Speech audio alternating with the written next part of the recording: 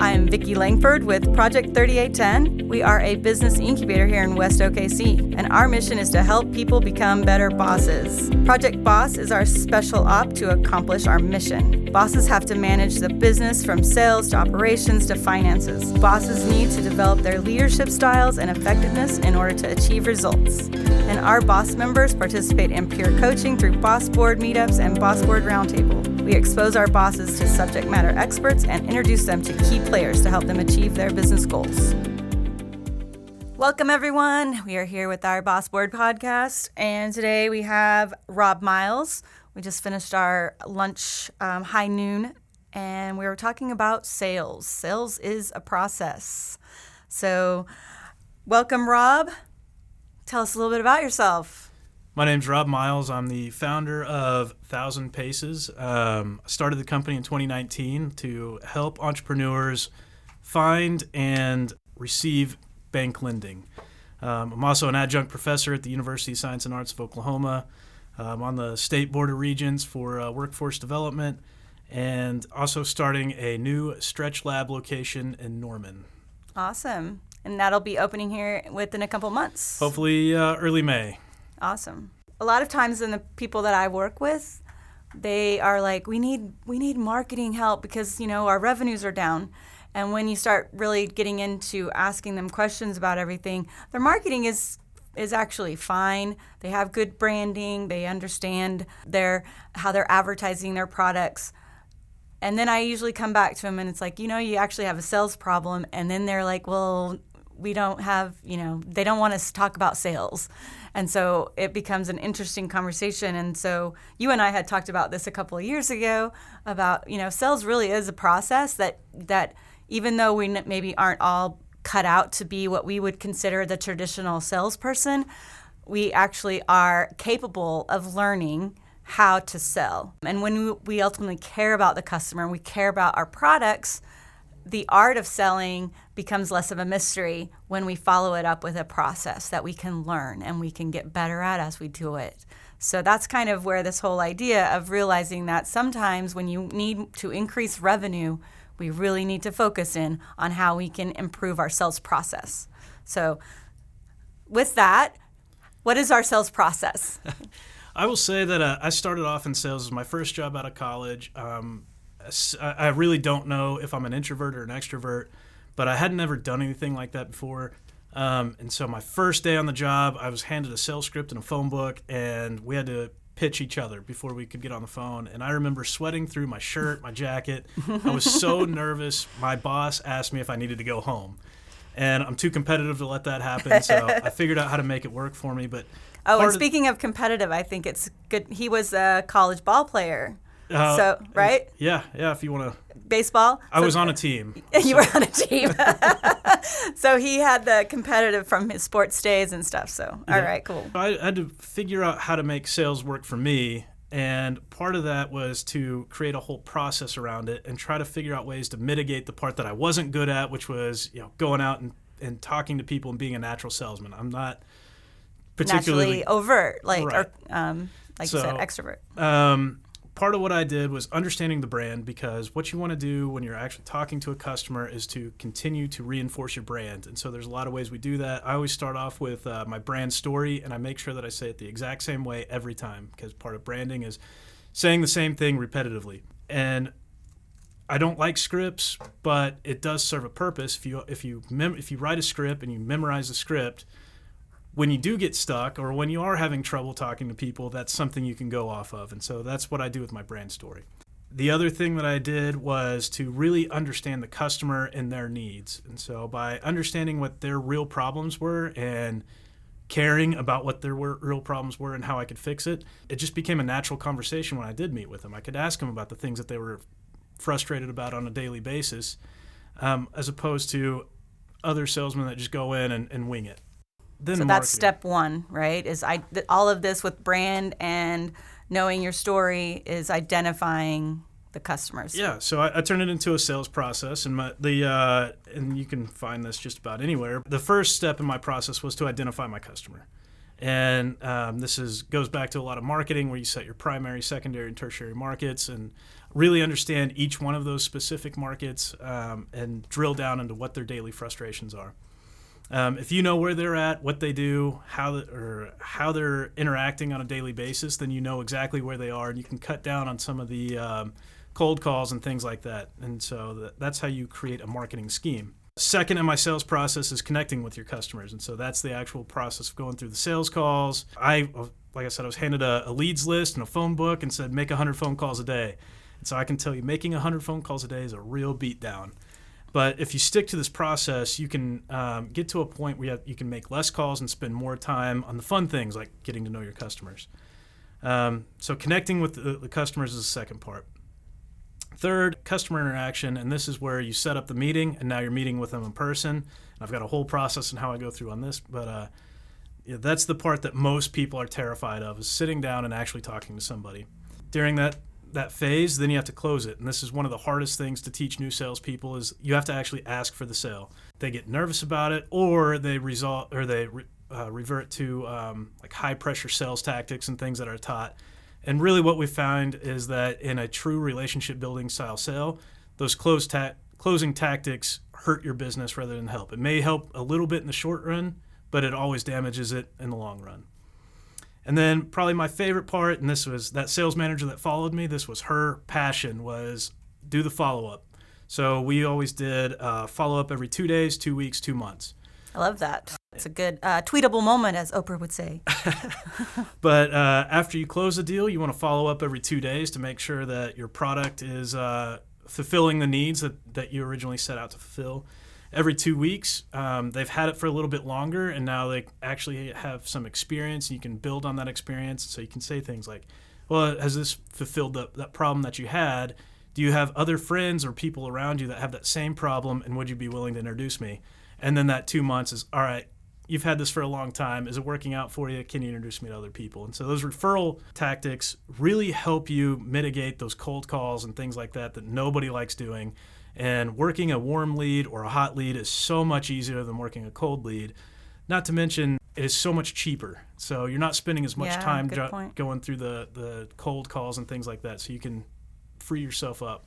Awesome. So we've talked about identifying and a little bit more in depth, and I feel like that's something that we would deep dive in a marketing conversation. So let's get into the connecting and interacting steps and kind of break down a little bit the process within the process.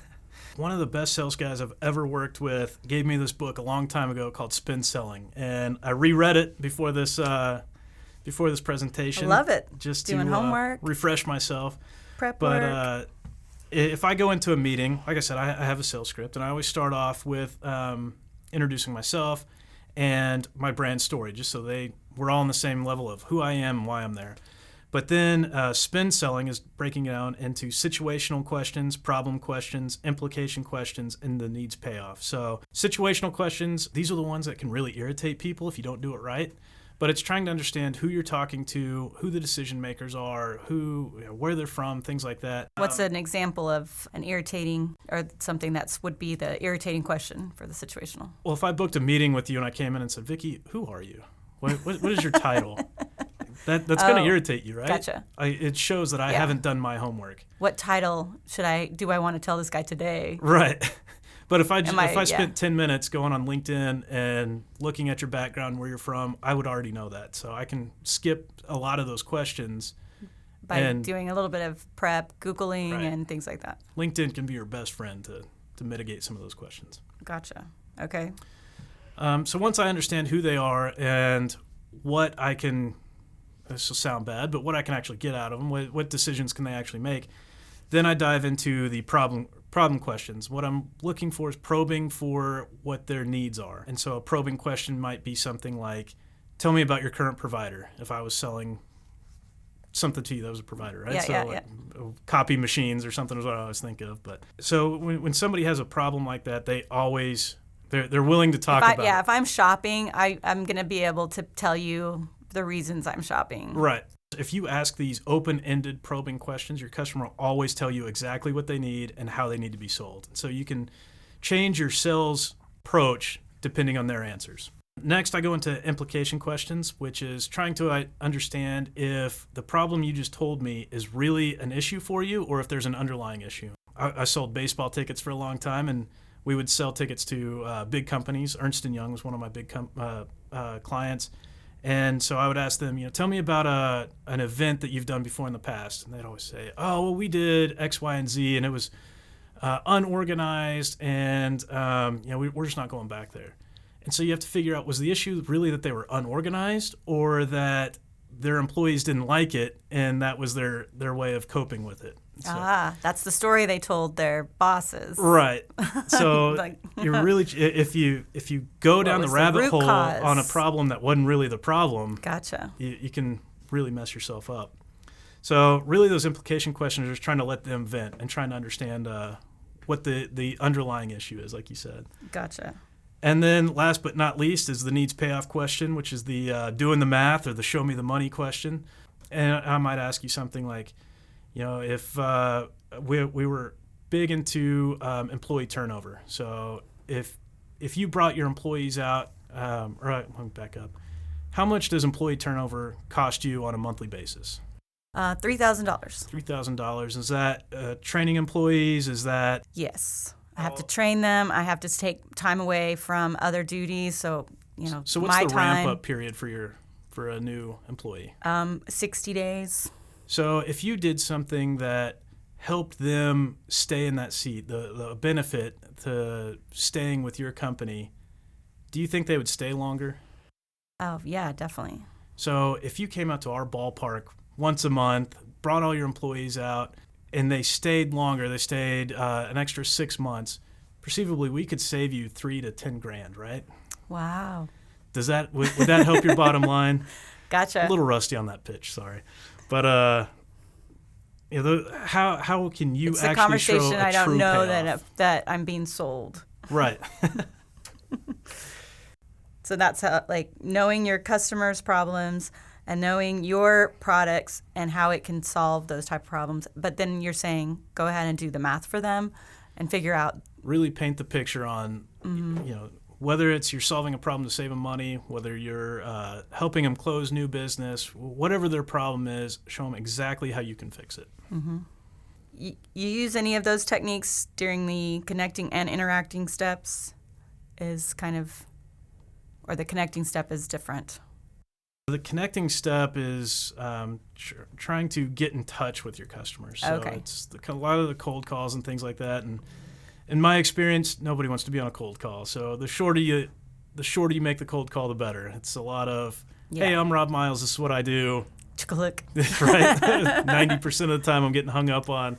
And so a lot of that is just a numbers game. So no, I wouldn't. Okay. So the questions, these are focusing on when you're actually either you get somebody that's willing to talk to you on the phone or you're setting a meeting with them to do your pitch is where you kind of think about these tools, situational probing, implication, and then a payoff. Absolutely. All right, cool. I think I'm understanding here. And then, like I said, at the end of it, you're following up. So you're setting a follow-up meeting to make sure you fulfilled their needs, that everything's working the way that they want, and then asking for referrals. Super simple. Sure. So I do think that the realizing that as a manager or a business owner, if I'm building out my sales department, there's going to be some people that have already that natural ability, or maybe they've been in sales before, that they're going to have these abilities and techniques already, and they're not going to know you as an uneducated in the sales process stuff, it's going to seem like a mystery of oh, these guys are amazing and I need 4 more of them. When in reality, they might actually hold you hostage because you think that what they do is so unique or an amazing talent. When if you're smart about it and break it down, now you can figure out your sales programs. So I think that's why it's really important as entrepreneurs. If we're not natively into sales and understanding some of this, we need to make sure that we're really paying attention to their process and how we're closing accounts. And so that's why I feel like it's really important for the managers, our owners, to get involved in figuring out these type of things. What is that flow? What are the situational things we can solve? What pictures are we painting for them? Well, if you want to look at it from a manager's position, somebody who's not in the sales realm, the truth is that sales positions have a high turnaround, right? So a lot of people get burnt out on it. Somebody's always offering more money, so you have a tendency to burn through them occasionally. So you always have to keep that in the back of your mind. If you set up a process, is that something that when they leave, or if they leave, can you recover what they've been doing? So Yeah.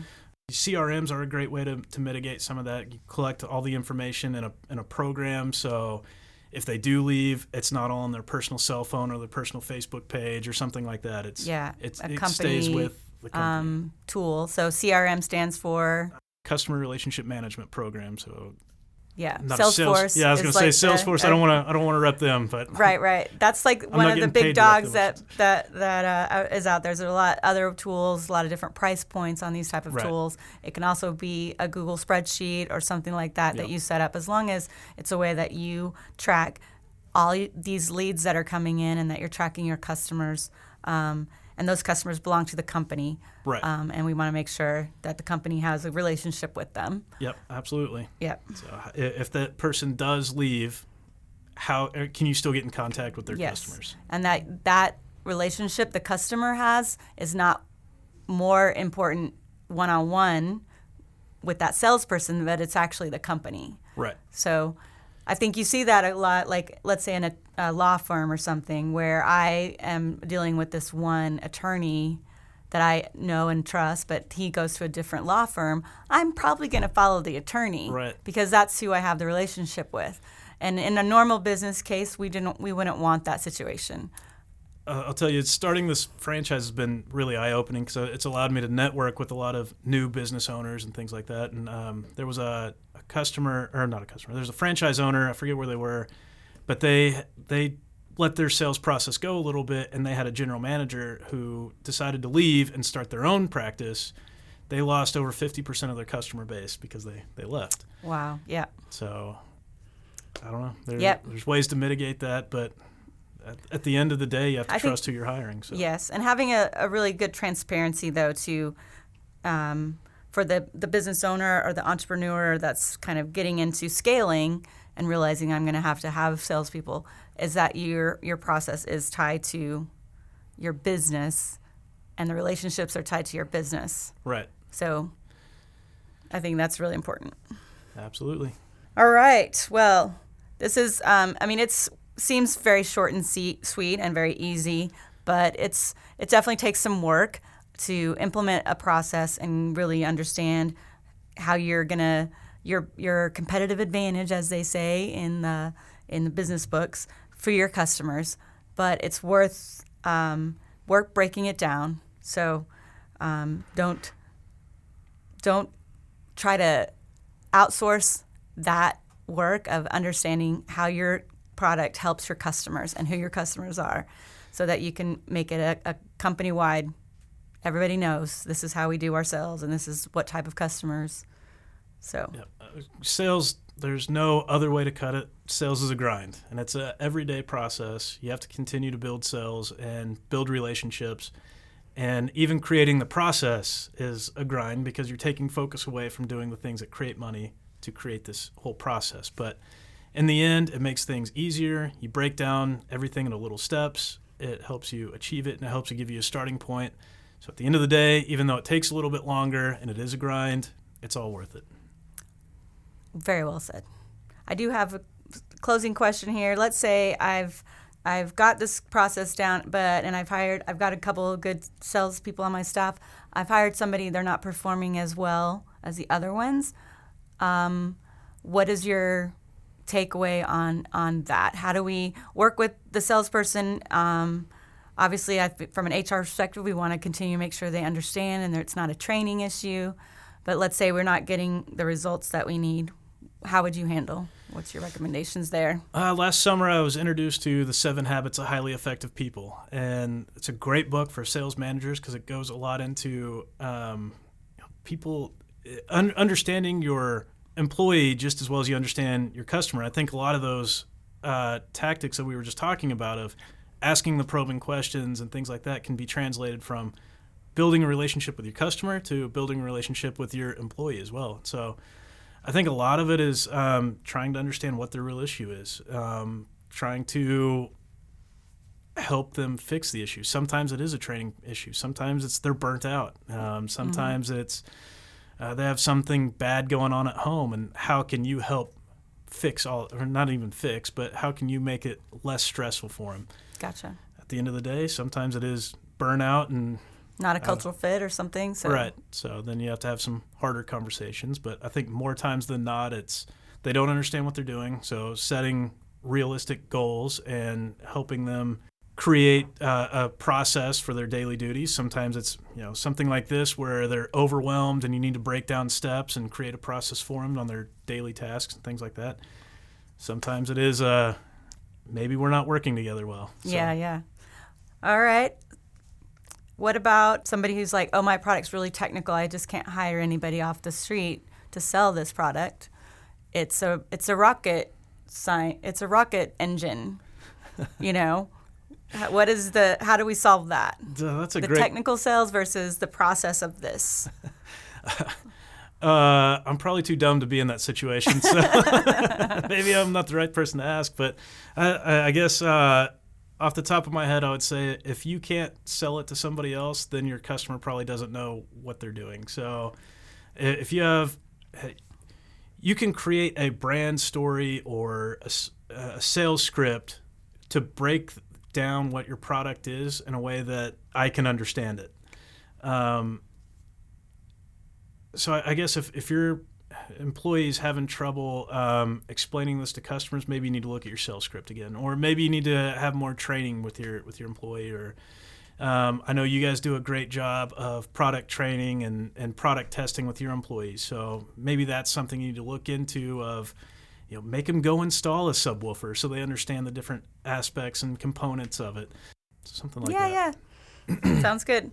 I think there's also the salespeople don't need to always get into the technical weeds. You can have like another tier of a technical that's not necessarily a salesperson, but they, technical rep or technical engineer that salespeople lean on to have those really in-depth. Because a lot of times the person that is the actual buyer isn't as techy either. Mm-hmm. So it's going to be somebody in their organization that is the one actually implementing the product or using the products, talking to a tech person. So the tech peoples get together and talk, solve the right. stuff, and then the business relationship is not as in-depth technically. So I think that's understanding that layers and it's usually never necessarily a good idea that your product engineer is going to be really great at some of these tools of interacting and building relationships. Right. So it's probably best that you have a little bit of distinction there, I guess. Yeah. What was it? I heard a funny joke about engineers, something about, I don't know, can't walk and chew bubble gum at the same time, most of them, or something like that. So you probably don't want your engineer making cold calls, right? Right. That's usually not their personality traits, but your sales, your true sales reps or your relationship managers, however you want to go about it. And even some companies break those down into two different positions where your true sales guy is the one making the cold calls and making contacts, and then they introduce them to a relationship manager that does a better job of following up and keeping in constant contact with them. And then if that person gets confused, then they can talk to the engineer or something. Right. But, usually you don't want your engineers on the phone, but I have met people that disagree with that. So. Yeah. Well, and I think it is. There's layers, and when you sometimes as your company is, depending on what size you are and if you're scaling or what, having those different positions that the customer talks to also helps mitigate that one-on-one relationship, and your customer's walking out the door if something goes south with that one key person. So. If I'm talking as a customer, if I'm talking to my account manager when I call and place my orders every day, and then I have, another salesperson that's checking up on me, to make sure my big picture stuff's working out, and then I have technical people that are calling and saying, is everything functioning how it's supposed to be? I mean, I feel like I'm going to feel the love as a customer. So, and then as the business is protected, I think a little bit more. Yeah, absolutely. The more people that have contact with that person, the less chance that they're going to get in a silo and not talk to anybody else. So if that salesperson does leave, they still have a relationship with either the salesperson or the engineer in this scenario. So I can see that. The other issue is we're all business owners, right? And at least in your scenario, you're usually selling to a retail customer. So they have busy schedules too. So you need to set up a schedule so you're not calling them every day or every hour or whatever, bugging them. But you are staying in constant contact to be there when something does go south. Yeah. So there is kind of a balance to it, I guess. That's my point. Very good. Well, do you have any closing words or anything as we wrap up this episode? I'd just say that if you understand sales as a grind and you understand that the more you do it, the easier it gets. The obstacle is the way, I guess. So it is the hard thing that you have to get over. The more you do it, kind of the easier it gets. And creating things like branding and follow-up processing only makes it easier. So a lot of sales guys that are in it for 10, 20, 30 years, they're not touching the phones. They're having people call them at the end of it. So if you set up these processes, eventually you don't have to do the hard part of cold calling and stuff like that anymore. Gotcha. Well, very good. Very good. Sure appreciate it. And we'll have links and everything in our show notes for Rob's information and any other resources that we touched on. Thanks, everybody. Thank you.